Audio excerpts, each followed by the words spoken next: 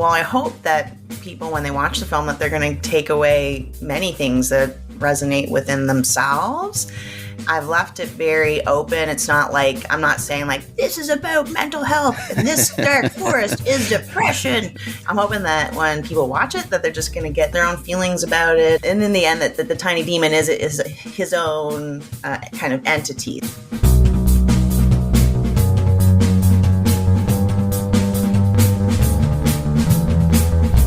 Hello, welcome to another episode of Bunny Hugs and Mental Health, a free safe space for people to share and learn from others' experiences with mental health and addictions. I'm Todd Rennebaum, suicide attempt survivor and a recovering substance abuser. Welcome, thank you so much for coming and joining me and everyone else for another wonderful episode.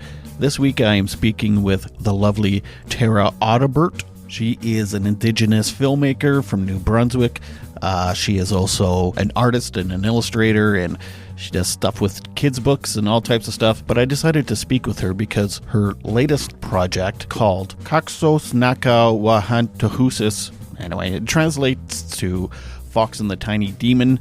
It's a full-length animated feature in the language of our ancestors, and it's all about mental health. And as Indigenous people, you know, it touches on a lot of mental health issues that particularly Indigenous people can have, but anyone can watch it and relate to it and have it fit to their circumstances. So it's really a film for everyone. As it turns out, Tara is quite charming and sweet and lovely, and one of those people that as soon as you start talking with them, it's like you've known each other for 20 years. So I very much enjoyed speaking with her. And hey, if you like this episode, please keep listening. Share it with other people. Tell other people about other episodes.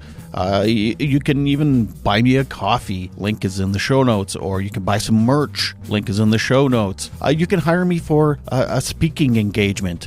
My email is bunnyhugspodcast@gmail.com. I can do in-person or virtual. And really, if you could rate and review the podcast, that would be extremely helpful. It's the lowest cost to you and the lowest time-consuming thing you could do to really support the podcast. And if you would love to see what my face and Tara's face looks like, you can watch this episode on YouTube at Bunny Hugs and Mental Health channel there. And I also just want to say quickly, thank you so much for everyone that's sent messages or made comments on a post I did the last couple weeks. This was a couple weeks ago, I guess.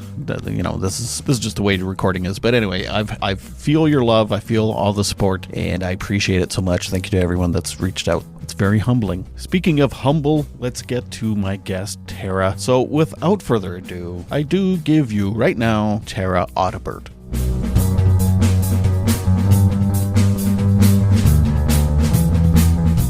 Like, it's part of, having anxiety. I think it has all these, of course, there's all the things that come with it, like that are, bad. You have panic attacks and just, the anxiety, the feelings and all of these things. But with that comes certain superpowers that allow you to be really, really good at improv and really, really funny, because you're very quick to think of things usually. And usually you can think of the worst case scenario, and that's where you want to go, is to these extremes. And, and the truth is funny. So things that have happened to you that are truthful.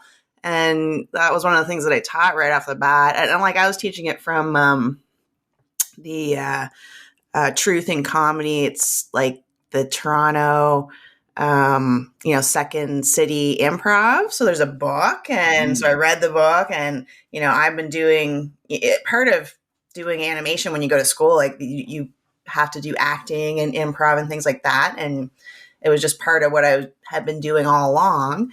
And I heard about this improv for anxiety that was happening in Toronto. And this guy he was like, I had anxiety, and, my sister forced me to go into this class, and then I really liked it. And then he ended up teaching it. And I was like, oh, geez, it'd be so cool if there was someone teaching improv here. Like, I could go do that, and it could help with my anxiety, and it'd be really cool. And I'm like, oh, why wouldn't somebody do that? And then I was like, oh, well, maybe I could do that. I guess I'm the person that'll do that. And I got together with my friend Mandy, and, we were always joking around and stuff. And I just said, here's the rules, and all you have to do is say yes. And I think that, it just made it really easy when you have these kind of rules or, set these scenarios up, and it allows you to also have those moments in real life where you're like, oh my God, this could just be me saying yes and instead of no, but, or whatever, like, and it helps you to use that improv. Also, like, when people are just being whatever to you and just being negative, why can't you just say yes and like, it just, it turns out to be funny a lot of times when you agree. You don't have to do it or whatever. Like, I don't know. Yeah, no, I love that. I've always wanted to do improv. I was a bit of a theater nerd in high school, and people thought I was witty and fast with, cracking one-liners and jokes you are. and You're stuff. doing improv right now for a podcast. Like, this is improv. I guess, yeah. It's all improv. It's not unscripted, so. Yeah. And I'm very good at, okay, this is a kind of a dumb brag maybe, but pushing the line. So like you said, you can always go to the worst case scenario. So when you're having dark humor with your friends, it's like it always ends with me because no one can top that. They're like, there's a line here, and Todd is really on it. It's like, I win. You just got to get with other people with anxiety, and they'll be like, "Yeah, that's hilarious. We know, we understand." Yes, yeah, that's right. But I did see actually, my brother passed along article I saw in, I think it was CBC. That's where I get most of my news, about you, and you're an animator and you're writing and directing, I guess. Yes. Yeah. I wrote, directed, I'm producing, like cleaning the toilets, like every little thing. And I'm working with a small crew in New Brunswick, as well as across Canada and, globally as well, like in the Philippines right now, and, in the UK. So, I've been doing animation for about 25 years. I'm doing this feature film. It's the first feature film in the Wolastoqey language that's animated. And it's, going to be about, I guess that's why I'm here. It's about mental health. And it's about a fox and a demon. It's called Guaxos Naga Wahantusis, which is the fox and the tiny demon. And it's a story that's about this fox who's, kind of running away from her problems. And she runs into this dark forest, which I associate with being depression. And she kind of meets this tiny demon who just kind of vexes her, like tries to, eat all her food, like makes a mess of her camp. And, she's just trying to survive within depression, within the dark forest. And he's just, making her life horrible. And it's about living with depression while you also maybe have to live with someone else who has depression that can kind of compound that. And for me, it's like, directly related to Indigenous people and the residential school system. And then, this second and third generation of Indigenous people who are still being affected by that because of your parents or because of your grandparents and that passed down trauma. And, that you still are living with someone who has, CPTSD, and what's that doing to you? And if you have any, mental illness, like it's just compounded and you can't leave. And I wanted to kind of explore that in a way that, that's not directly in the film, but that children could understand this and adults could understand it. Anybody can understand it. Coming from an Indigenous point of view. But the more people that I talk to about the film, and, even the people working on the film, they're like, oh yes, this is like a very relatable experience, like, for myself. And, it's not just an Indigenous, state. So I think that's something that's very interesting to me in terms of reconciliation, because it's something that we share, that many people share. Yeah. Nice. Sorry, I was distracted for a second. So I have ADHD. I have to write down everything for every question I'm thinking up. I have to write it down, and then I don't. I am the same. My favorite pen blew up. Oh my god! Oh, okay. My favorite pen just exploded in my hand. So now I'm grieving as I'm trying to also listen, while I'm also trying to write down my next question. Poor Red. Poor Red. Uh, you said the little demon could be, like when you're living with other people or a spouse or a sibling or whatever. But uh, I almost took it when I was reading the article about the movie. Is it could also be like a comorbidity, like another. It could be you are living in the dark forest of depression, and the little demon could also be that negative internal dialogue. Could be anxiety. It could be generational trauma. Was that kind of Absolutely. was that kind of your, I don't know, your intent as well? I think that I hope that people, when they watch the film, that they're going to take away many things that resonate within themselves.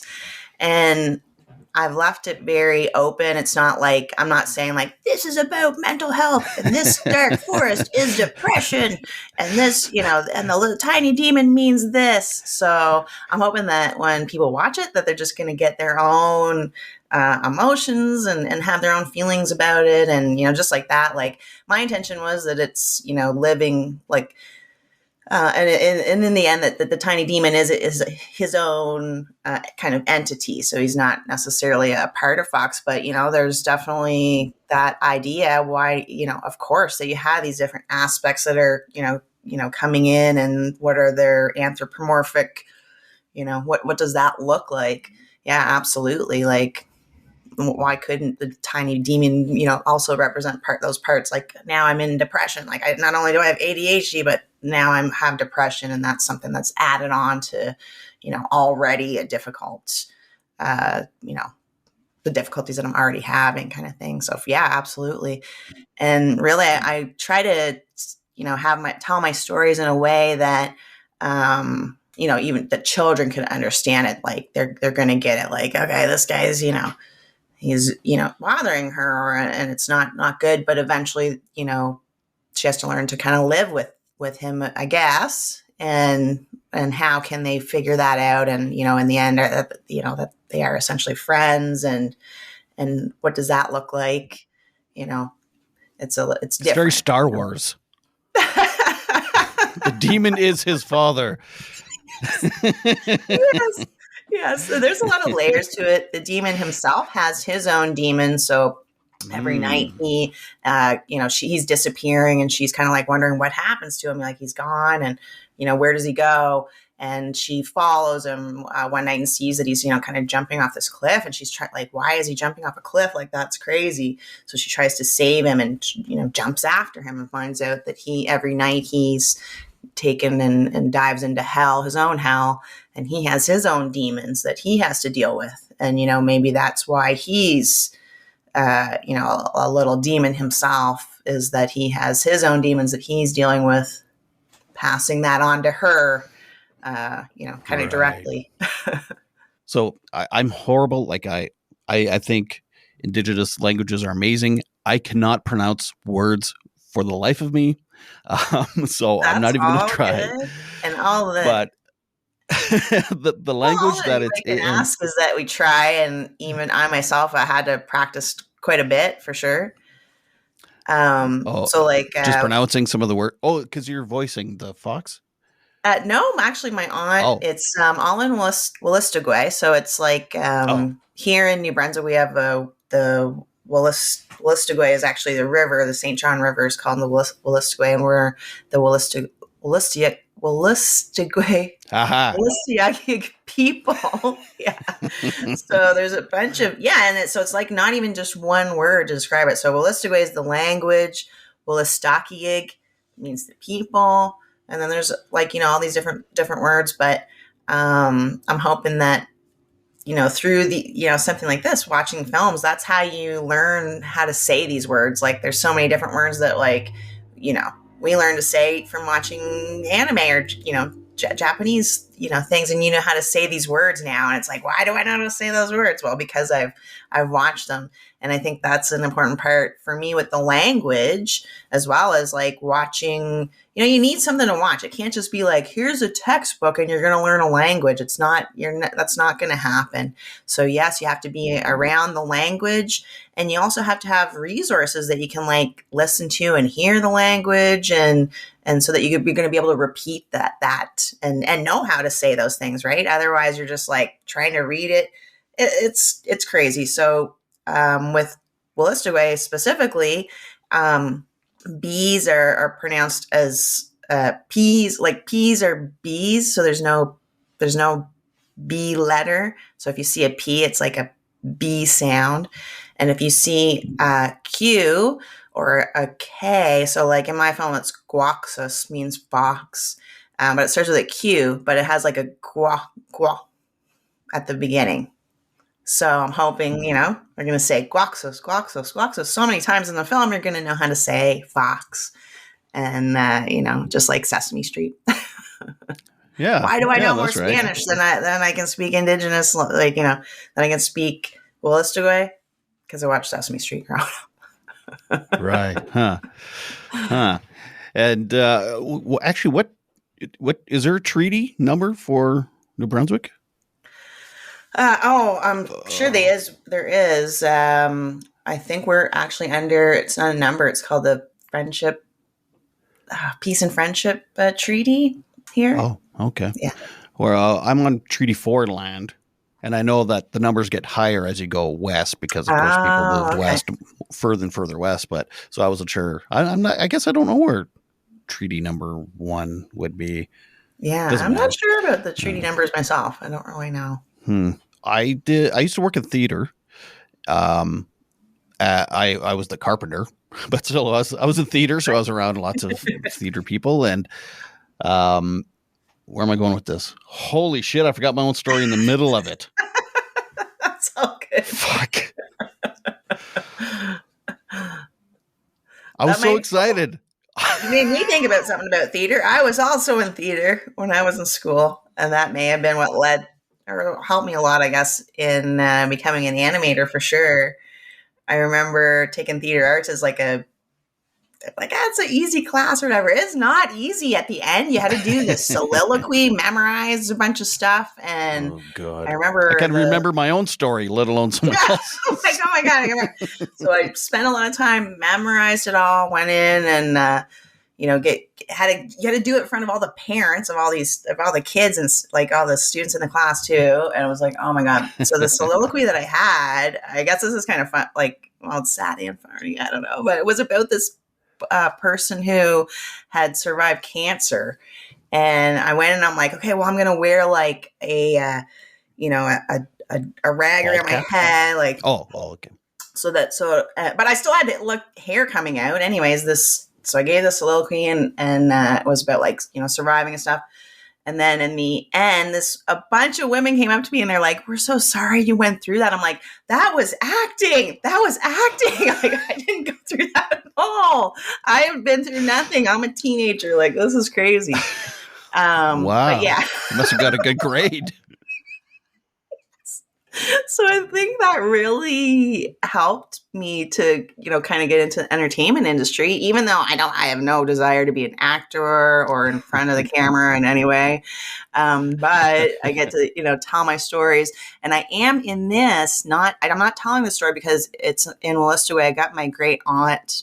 She's one of the last speakers in the language, fluent speakers. There's less than 100 fluent speakers. And when I learned about that, I was like, that's crazy. So it must be mostly my family, basically my family. So I knew, I know my aunt was very fluent, and my great grandfather, he received the Peter Paul. He received the Order of Canada for having a dictionary for the language. So she, even though being fluent, used his dictionary to help in translating the film. So, and then she voiced she's kind of like the narrator of the film.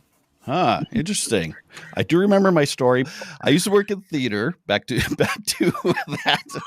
And in the theater I worked in Regina, they did a play called Making Treaty 4, and it was it was indigenous screenwriters and actors and it was really great. And a friend of mine, he portrayed his name's Wendigo, which is like a Cree demon. And he said that it was actually really, it's very touchy thing playing something in that culture that's especially negative, because then, negative things can happen, and every night they would have to smudge and do all the, they would do a lot of ceremony and stuff to kind of, to make it. So he would, I don't know what I'm trying to say. Holy Spiritually, I should be smudging a lot more, I think. I was just going to ask, as with your indigenous backgrounds and your writing about a demon, one of the, is it, well, you're not is it something? One of the things is, one of the stories is that you're not supposed to talk about Wahunt. So Wahunt is the devil.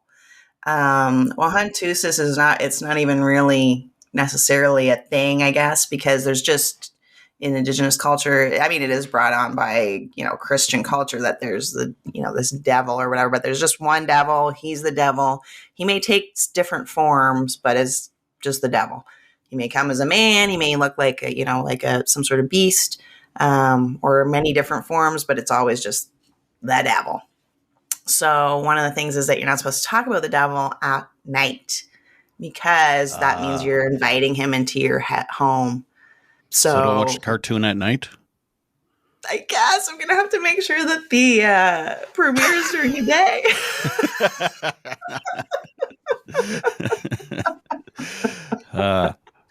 I hope I'm just getting around it, because it's Wahunt-Tusis.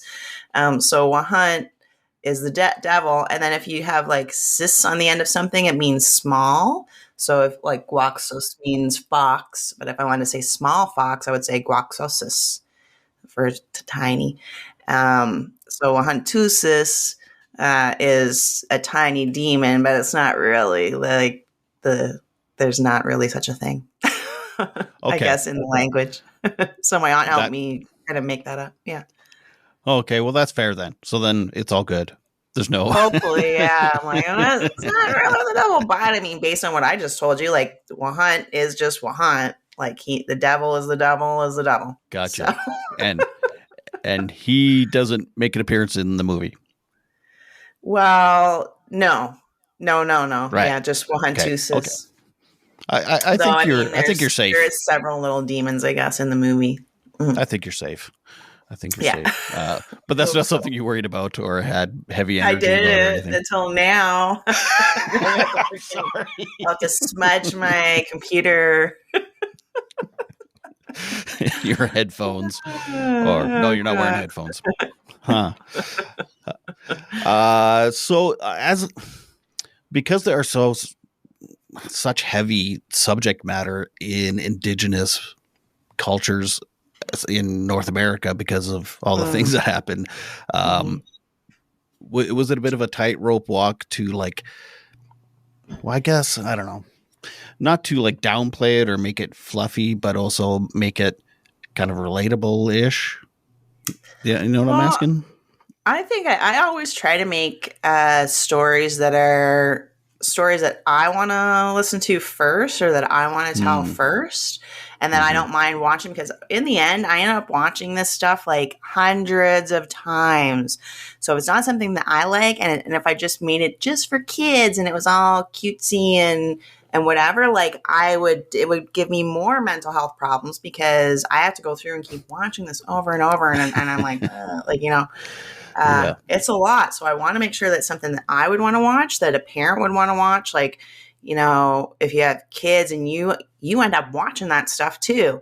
So when I was growing up, the films that I watched, I'm when you think back now, would you show that to children? I don't know if they would watch those things now. There was The Secret of Nim, and it was about these lab rats who were tested on, and then they escaped. And it's really is based on the actual national Mental Health what does NIM stand for? National something, but it's for National Institute for Mental Health is what NIM is. And this is a cartoon. And it was about them doing these testing on the lab rats. And then the rats became really super smart. And they kind of went underground and had this cool, magical life, fantasy life, I guess, under there. And they could talk and all that stuff. And, but it was scary. There was like this movie called Watership Down that was yet again about these rabbits that were suffering from rabies. I was going to say, and it was very graphic, and there was rabbits killing rabbits, and this was a cartoon. I watched that when I was like 11, and another one of my favorites is The Last Unicorn, and like. This is, it's about this unicorn and they've killed all the unicorns and she's the last of the unicorn. And there's like a huge, giant bull that's killing them all and chasing her. And, just all of these things that I found to be very, I can still watch them now and I can still appreciate them because they have messages that are for every single human. It doesn't have to do with boys, girls, or age. It's like, it's about human messages. Or culture, yeah. Like, everyone should be able to get something out of it. So even for me, like, I'm telling this story, based on my own experiences, but also I want to tell it in a way that adults can enjoy it and children can still enjoy it too, that it's not way over their head, like what's going on. They get it. They can watch it and they understand and they can say, okay, that's not right. Or, like Star Wars.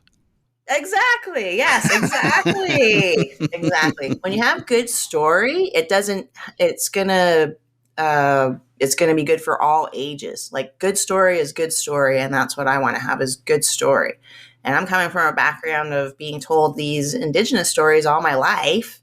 And I could just come from like a family of storytellers, everybody just telling stories all the time. And I guess from that you learn this is a good story because you want to hear it again.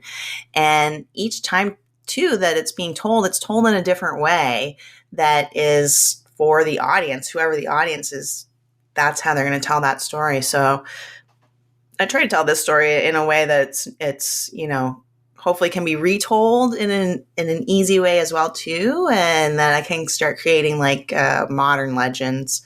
So there's legends that have been told. I don't want to take, and a lot of them have been already animated, like I don't want to keep retelling these same stories. There's stories that are happening right now. And this is one of them that's not something that happened in the past. It's happening now, the residential schools. And what is the legend that goes with that? That's the kind of thing that I wanted to do. Yeah. That's a good answer. Thank you. You get a B. B's pretty good for me. I'm a hard grader. Well, and I like that. It's you're taking kind of maybe some Indigenous traumas and making it relatable for everyone, but you're also adding like the loss of the language, which was, it's massive. Like you said, there's only your family left really that's speaking it did. So, but it's still relatable. That's good. It's multifaceted. Yes. Yeah. And I hope, that's one of the things that I like about cartoons is, even just thinking about all of these things that have inspired me and my cartoon making are films that I watched when I was a kid. So that's like, 40 years ago. And they still stand the test of time. Like I can still watch these things. Whereas, some films, like we just watched Star Trek, the very first movie last night. And like, I don't think I'd ever watch that thing. And it is bad. That's some bad storytelling. Like just bad. I can't even I love all this. I love Star Trek. I love Star Wars. But that movie is just bad. It's not even like laughably bad. You're just like, oh my God. It's not even campy. It's just bad. This can? Well, yeah. There's even moments like that in The Lord of the Rings. It's like, this is epic. And then you come along one scene where it's like, oh my God, this is never ending. Okay, Frodo's seeing his buddy again. He's in the bed, and it's like, come on. Anyway, well, I appreciate that you put that much thought into it.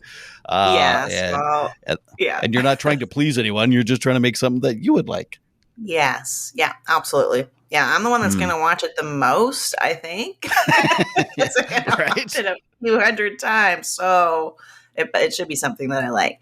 And I can honestly say that I've, up to this point, it's still one of the tests, I guess, for me. It's like, it still makes me cry in the parts that are supposed to, and it still makes me laugh in the parts that I'm supposed to. And that's all I can ask. So if if it's still doing it for me, I'm hoping that it'll still do it for other people as well. And if nothing else, you're entertaining yourself.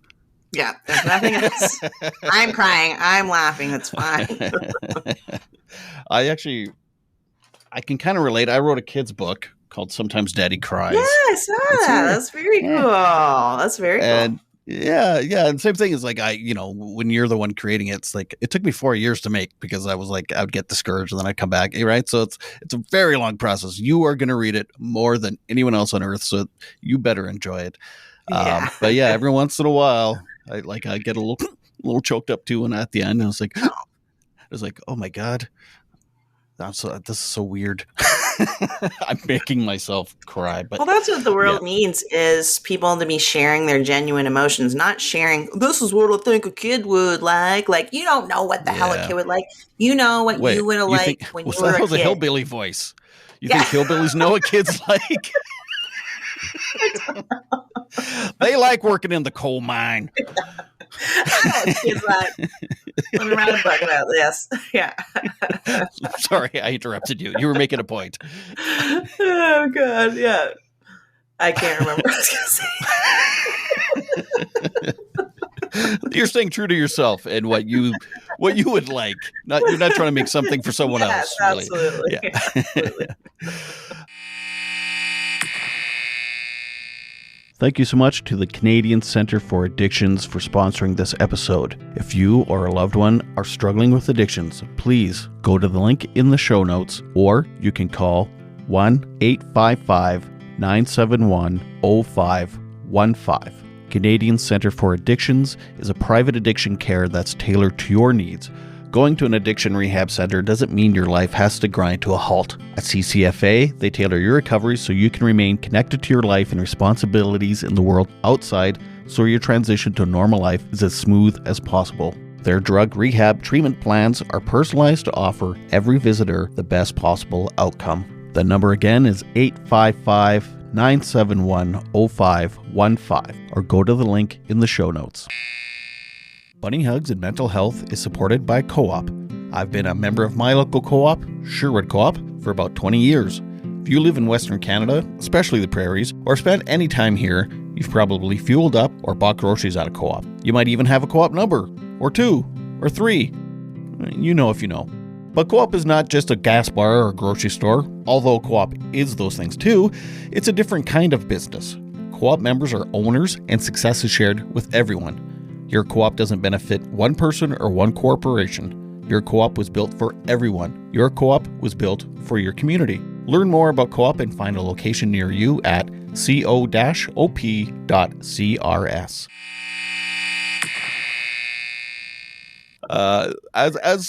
So I know very little about Eastern indigenous cultures because I'm from the West. So, it's it's hard to avoid around here.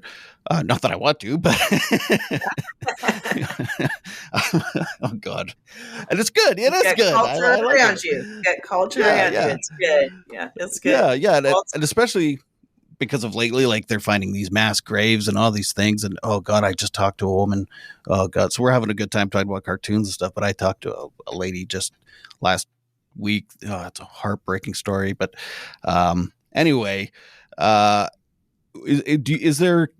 is it similar kind of mental health issues?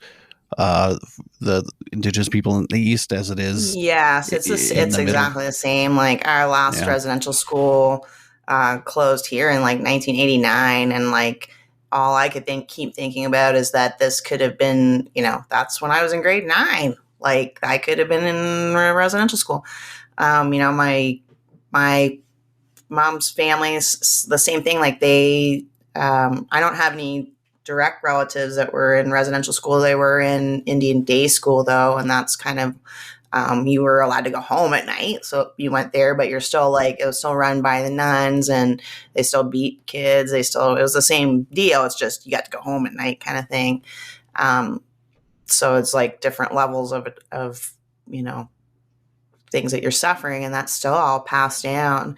And I hear a lot of times like, well, like maybe I wasn't the one, I didn't get beat because I was being a good kid or whatever in the Indian day schools, but you still watched as your classmates were beat in front of you. And like, that's gotta be also traumatic. And you're living in fear in a setting where you're supposed to be learning things. Like they weren't allowed to speak their language. Like you had to speak English. And that's mainly what you get punished for is speaking in molested way, speaking in Maliseet. Like, a lot of these things, I remember hearing about a lot of these things because they all knew, like everybody knew there's people on the reserve that went and they were just scared that something was going to happen. Because if it was your mom, something happened to your mom, like if your mom left your dad, if your mom died, or you didn't have a mom, like dads weren't allowed to take care of you because obviously men are not capable, according to the government, of taking care of children. So they would take them away and you'd go to residential school.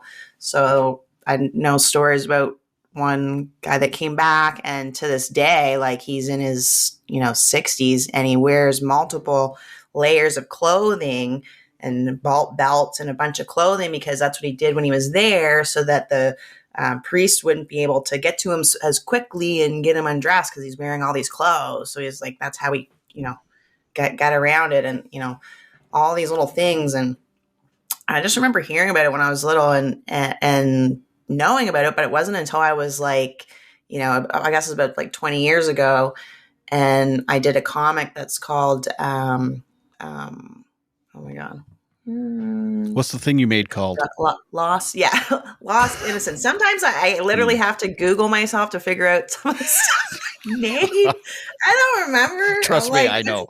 Yeah. Like I do something and then it's one time I'm like, oh my God, I did do that. I totally forgot. My friend was like, did you ever write anything? I'm like, I don't think so. I've written 2 books. Like,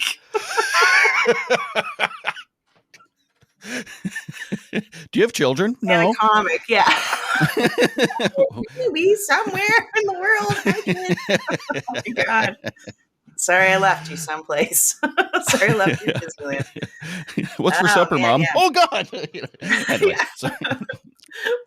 I did this comic called Lost Innocence with my friend Brandon Mitchell. He sent me this script and he's like, would you want to illustrate this? So this is how I got into doing comics.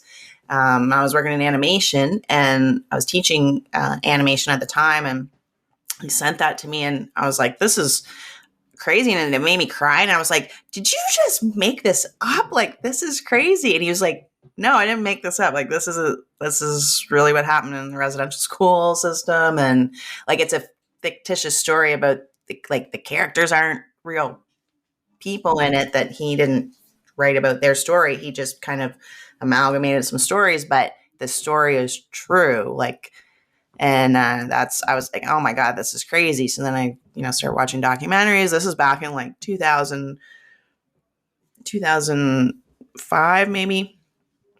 And at that time I was like, this happened, this was happening until 1989. Like, this is crazy. Like the way they were talking about it, I felt like it's in the past. And, and I think that's what get over it as well too. Like, yeah, that was like, that just happened and whatever. Like the nuns were beating everybody and the priests were, messing around with everybody. Like, that's just how it was, I guess. But it's like, no, this continued to happen. And even past, and I think the last residential school only closed in like 1993.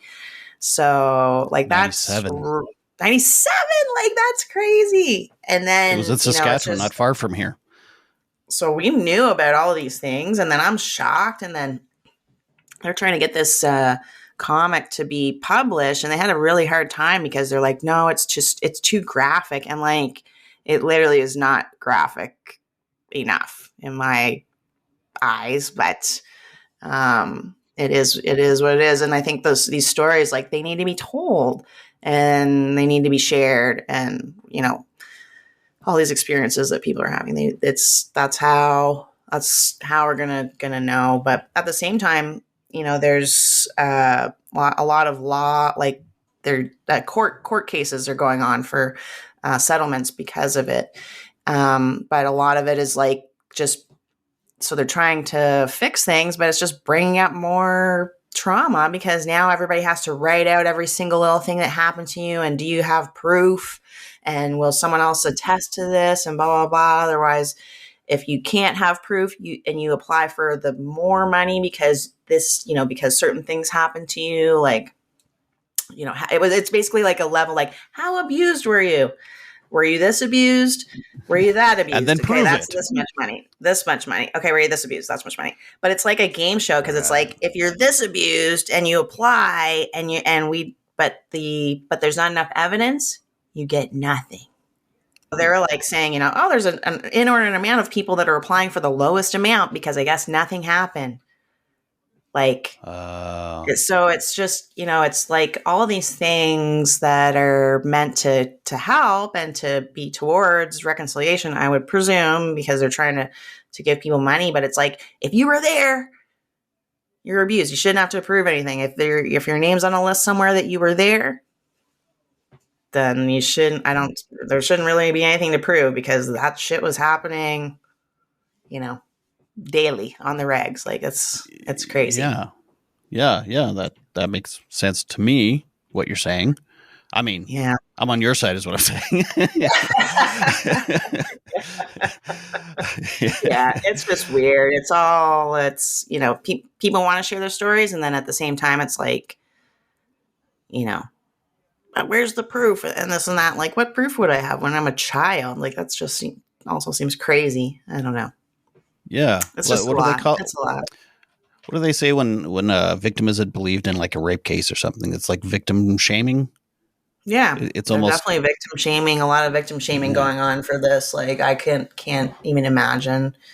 And even try to think about it, like, so long ago. How am I supposed to remember that? I can't remember what I ate last week. Like, God, I mean, I would remember certain things, but like the dates, the locations, who else was there? Can they confirm it? Like, yeah. Even in my own healing journey, like it took me like 10 years of like not, like, I had to quit drinking, and then I had to like do all these other things, and then it's just been within the last year I'm dealing with some deeper traumas, because I couldn't even touch them yet. Like, I didn't even consider them traumas until I was like healed enough to go, oh shit, I should probably work on this too. So just to have a government form shoved in your face and like, here, fill this out with your write traumas. it down, everything. What? Oh God. I just be like, no. I mean, I feel the same. It's horrible. Like, that's the things that people, everybody with mental health has to go through just to try to get some sort of relief, Mm-hmm. And I guess that's what, going back to my film, that's kind of what I wanted to express, even, if kids are watching, because I can't imagine being a child. You're not going to understand any of this. Like, why is mommy or daddy not, doesn't love me the way that the mummies and daddies on sitcoms do? Like, why are they hugging their children and I don't get hugs, or, all the things that I don't get because my parents are, suffering themselves and trying to just survive themselves. And I guess I'm hoping that, it's sad, but I hope that kids could watch this film and like see, okay, that, there is this, but that there is, in the end, there is light at the end of the tunnel, I guess. You'll get to leave someday. You will get to leave, and you'll get to decide what your life is on your own, outside of that. And how will you shape your life so that you're going to, start your own healing? Like, you're not responsible for them. You're not responsible for their healing. They're responsible for their own healing.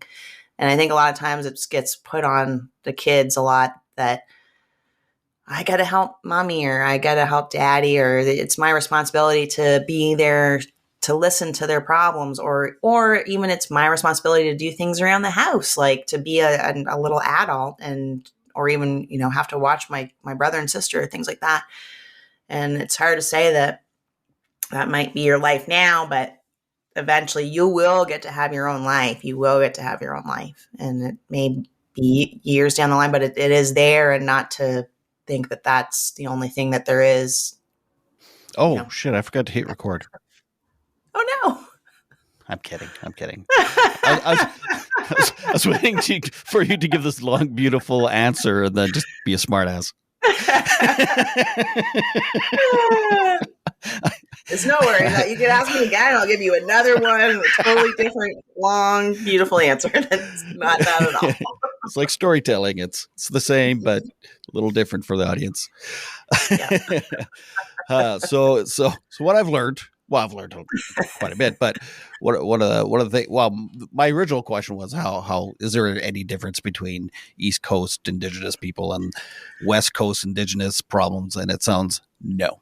Yeah, it's a hard no. It's I pretty think much it's the right same. across Turtle Island. It's the same. Yeah. You know, through me doing my films, and I also, you know, do children's book illustration, comics. I get to travel around a lot and speak to a lot of different people and meet tons of different Indigenous people from all across Canada and in the States. And it's the same. It's the same in the States as well. You know, they didn't have it wasn't residential schools, but it was more like pretty much genocide, really. Yes. Yeah. Shit. I didn't write it down and my brain farted again. Jesus. That's how it works. That's how come you have a podcast, because you're creative.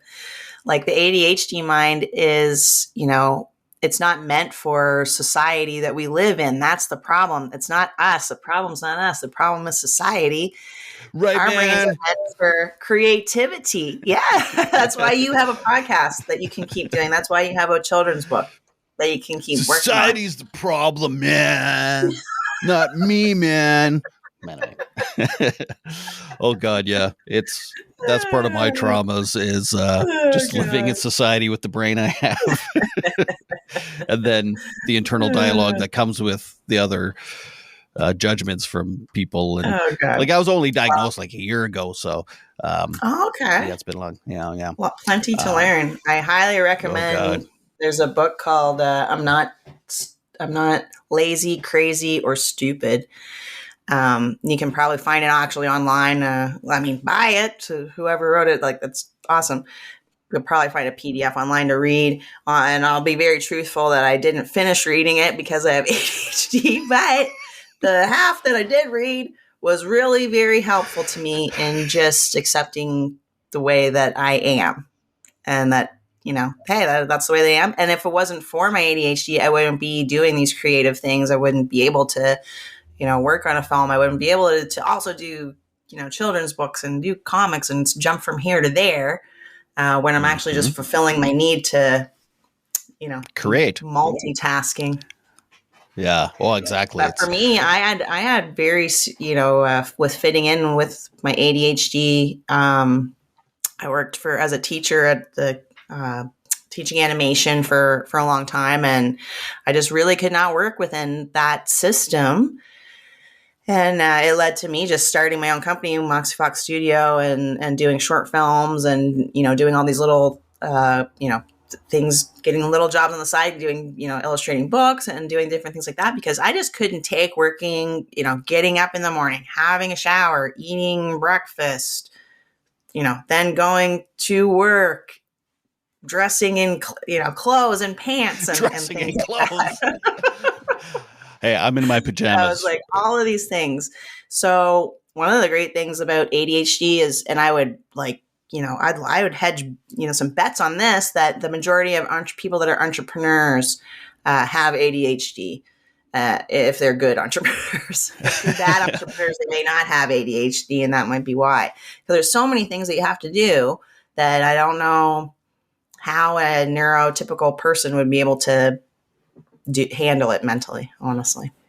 Yeah. So Well, I've done a couple episodes about ADHD with professionals who also have ADHD, but yeah, that's one of the things I've discussed is that so I we only help ourselves. Yeah. exactly. No one else uh can help us. Yeah.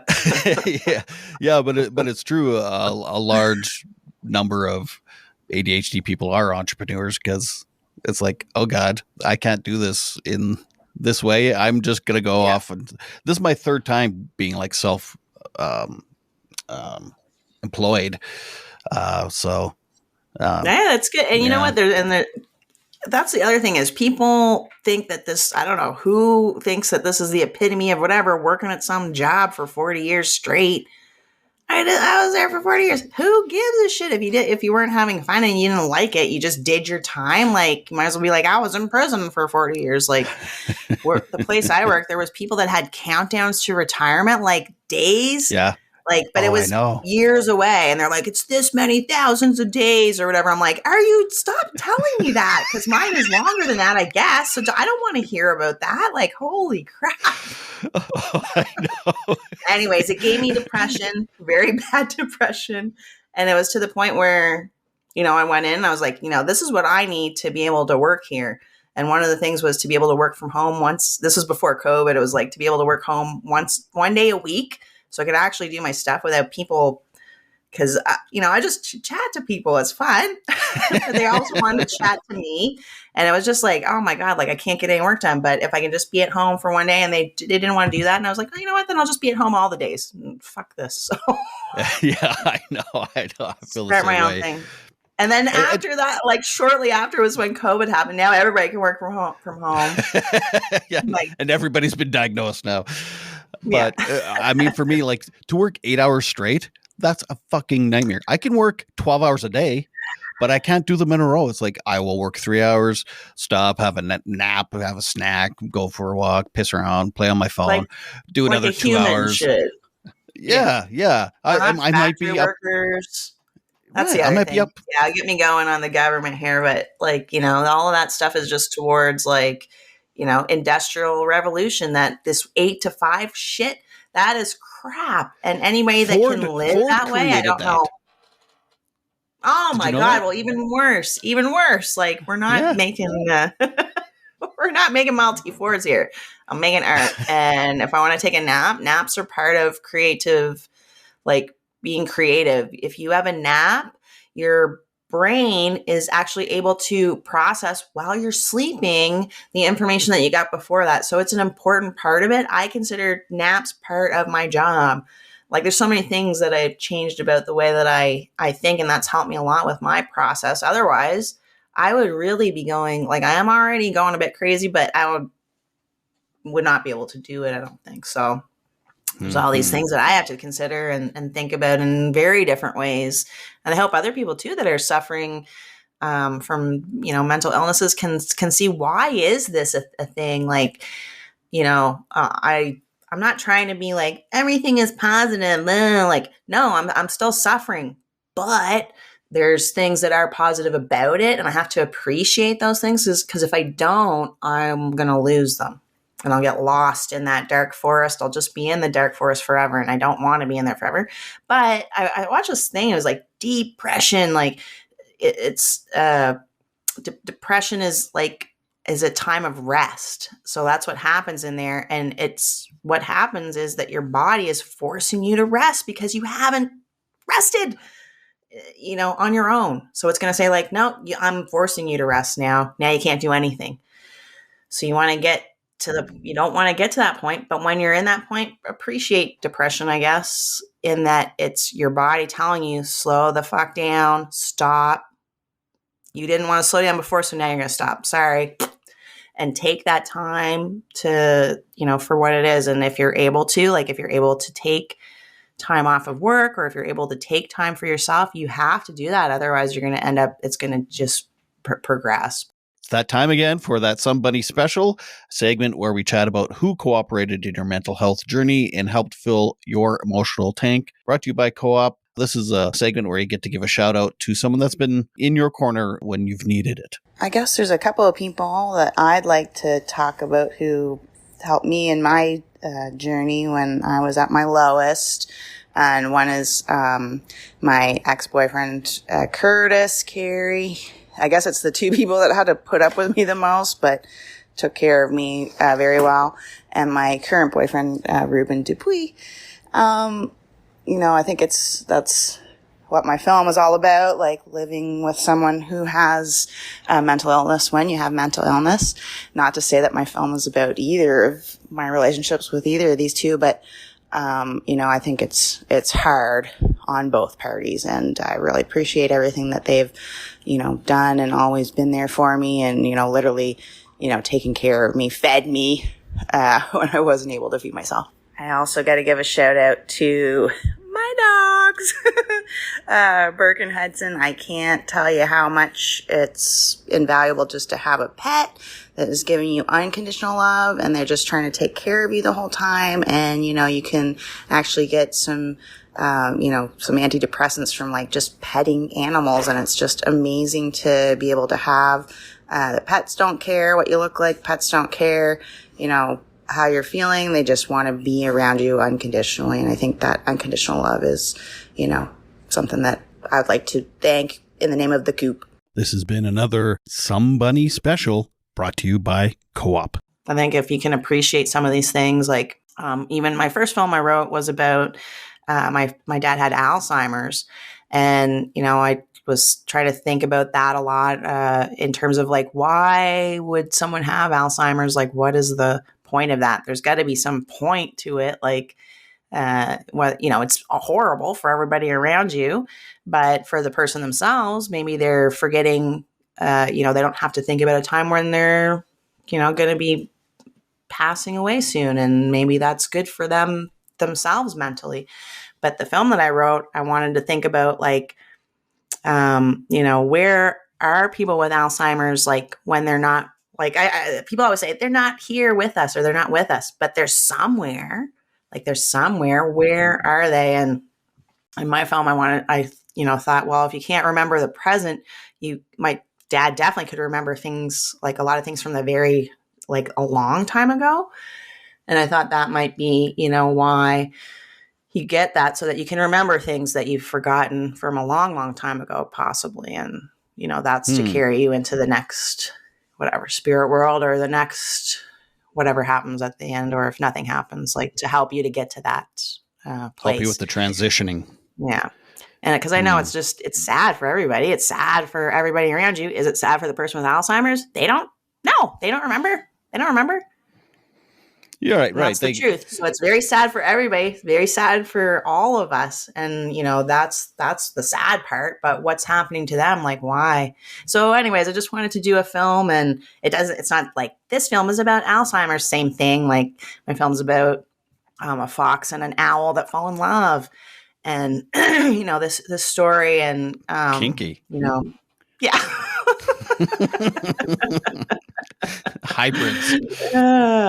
It's kind of about, it's about my parents' story, because my dad was French American, actually. He became a Canadian citizen, but my mom was Indigenous. And when they got married, my mom, it was prior to Bill C-31 here, which if you were married to someone non-Indigenous, you became non-Indigenous. So my mom, by marrying my dad, was non-Indigenous anymore, so she didn't have her status.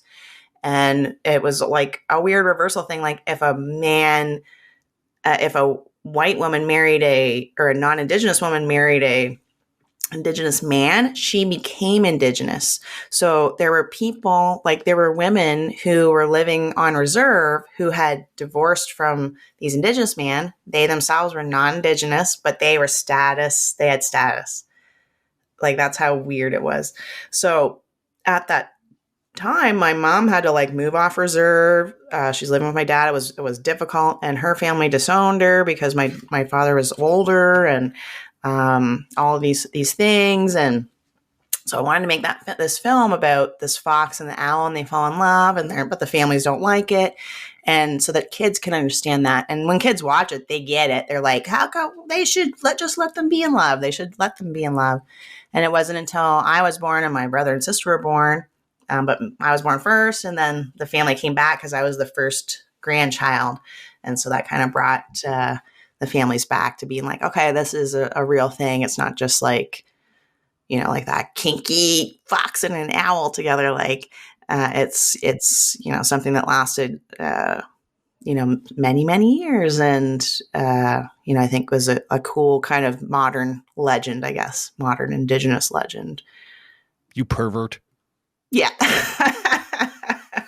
In the end, at the end of the film, I'm like, well, it can't just be foxes and owls. So at the very end, I had a bunch of interspecies. Whoa, Dr. Moreau. There was like, yeah. It was like, I can't remember all of them, but one of them I think was a skunk and a moose were together. Anyways. It's fine what you can do with animation. Like Fritz the cat. Yeah. Do you know that? Oh, God. Oh, yeah. Fritz? Oh, yeah. Oh, okay.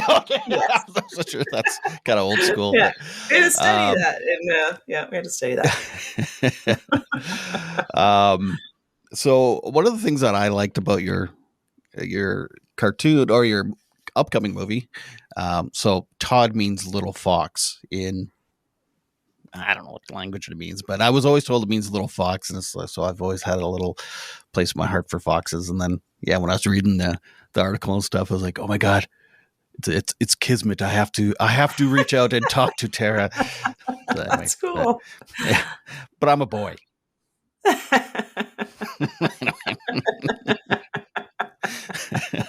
I don't know if anyone else was going to like this episode, but I'm having a blast. It's like, as soon as we start, well, actually, I could tell I could just tell by the way you responded to my messages on Instagram. I'm like, oh God, we're going to get along. I like her. It's like, it's that weird neurodivergentness.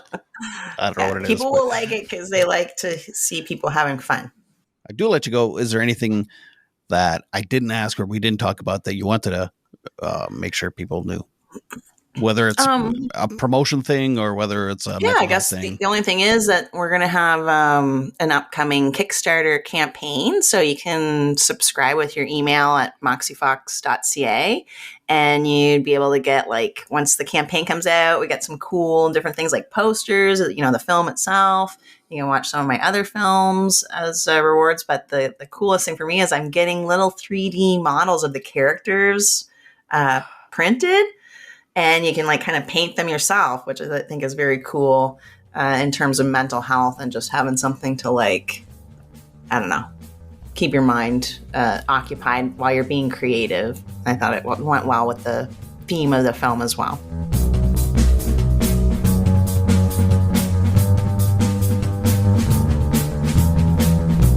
Thank you so much for that, Tara. I meant everything I said earlier. I think you are just a really sweet, lovely, charming, wonderful lady. So good work on being that way. Hey, I just want to give a shout out to a couple people here. One is Sticks and Doodles. They are a wonderful company that makes 3D engraved signs and ornaments and all types of stuff. You can check them out, Sticks and Doodles, on Instagram. Regina Plumbing and Heating, an amazing company in Regina, Saskatchewan. If you need any kind of plumbing or heating needs, cooling, please give them a call. I want to say thank you to the Canadian Centre for Addictions. You can check their link out in the show notes below if you or a loved one are struggling. Thank you so much to Co-op for all your support and sponsorship and everything you've done for the podcast over the last year or so. And please, if you have some extra money that you want to get rid of, you can check out CornwallAlternativeschool.com. They are an amazing school that could really use funding to help their students that are struggling with life and circumstances beyond their control. So you can go check them out and please do that. And please, until next time, please remember to make your beds and take your meds. Bye.